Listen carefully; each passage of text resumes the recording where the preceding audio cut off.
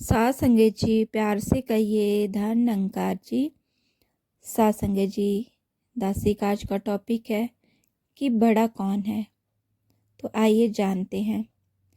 एक बड़े सेवानिवृत्त अधिकारी हाउसिंग सोसाइटी में रहने के लिए आए। वो हाल ही में सेवानिवृत्त हुए थे। ये बड़े वाले रिटायर्ड अफसर हैरान परेशान से रोज शाम को सोसाइटी के पार्क में टहलते हुए अन्य लोगों को तिरस्कार भरी नज़रों से देखते और किसी से भी बात नहीं करते थे। एक दिन वे एक बुजुर्ग के पास शाम को बैठे और फिर लगातार बैठने लगे।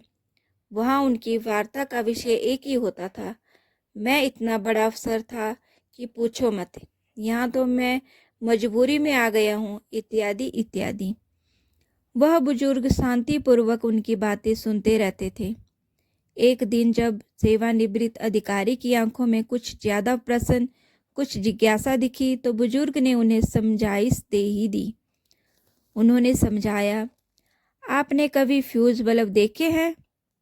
बल्ब के फ्यूज हो जाने के बाद क्या कोई देखता है कि कौन बल्ब किस कंपनी का बना हुआ था, कितने वाट का था, उससे कितनी रोशनी या जगमगाहट होती थी?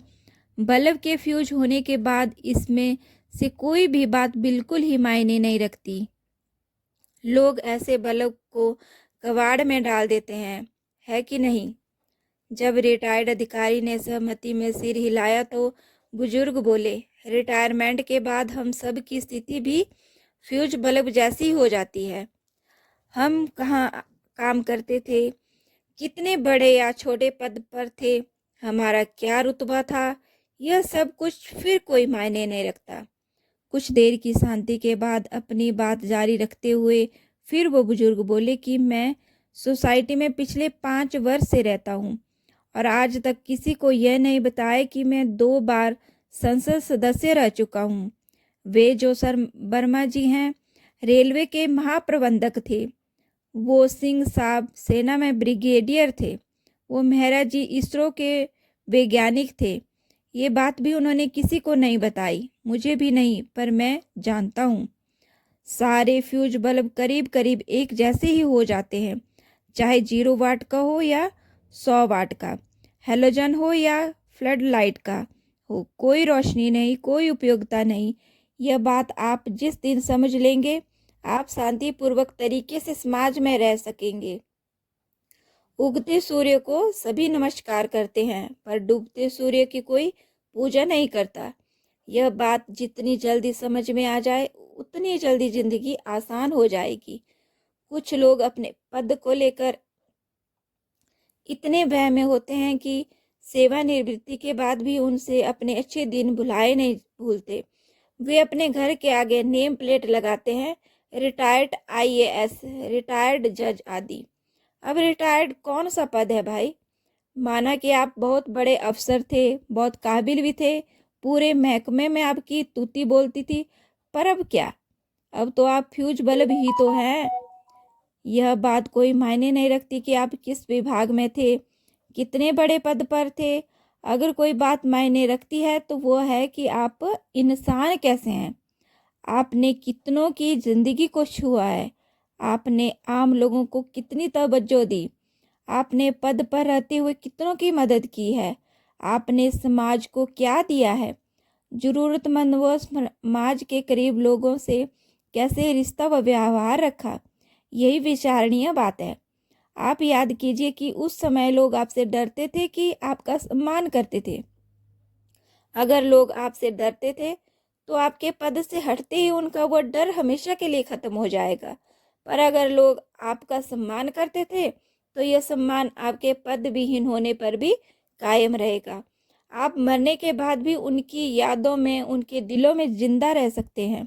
याद रखिए कि बड़ा अधिकारी बनना बड़ी बात नहीं, बड़ा इंसान बनना बड़ी बात है। बड़ा दिल रखिए, सदा उदार बनिए, किसी की मदद का कोई मौका मत चूकिए। कोई भेदभाव नहीं, सब अपने ही हैं।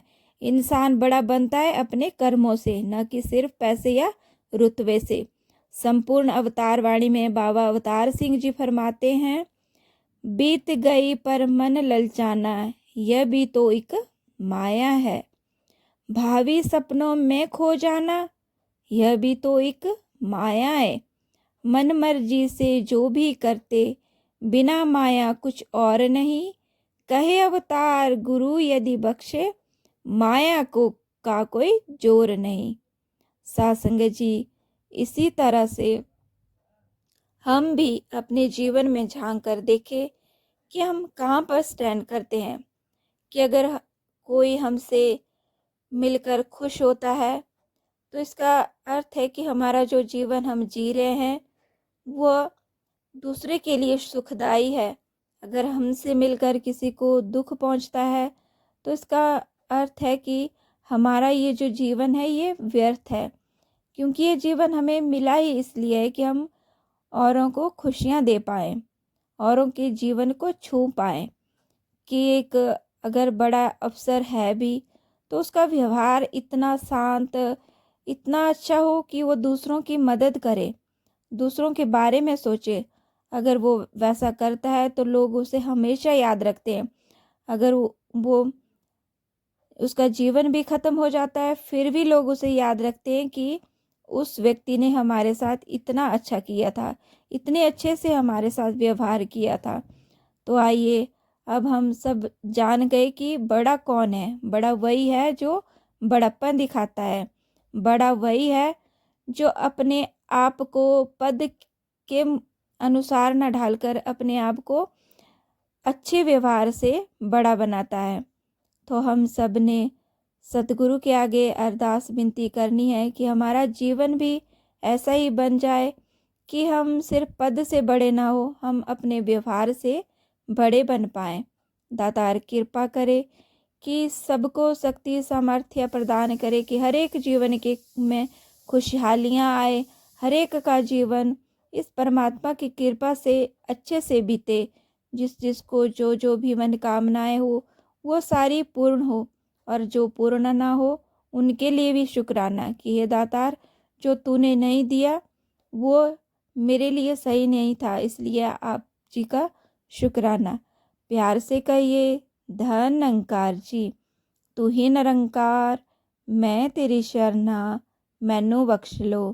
तू ही निरंकार मैं तेरी शरणा, मैनू बख्श लो। बोलिए सतगुरु माता सुदीक्षा सविंदर हरदेव जी महाराज की जय। निरंकारी राजमाता गुरु वचनावतार की जय। प्यार से कहिए धन निरंकार जी।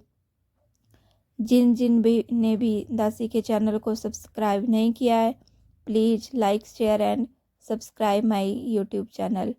Thank you. धन निरंकार जी।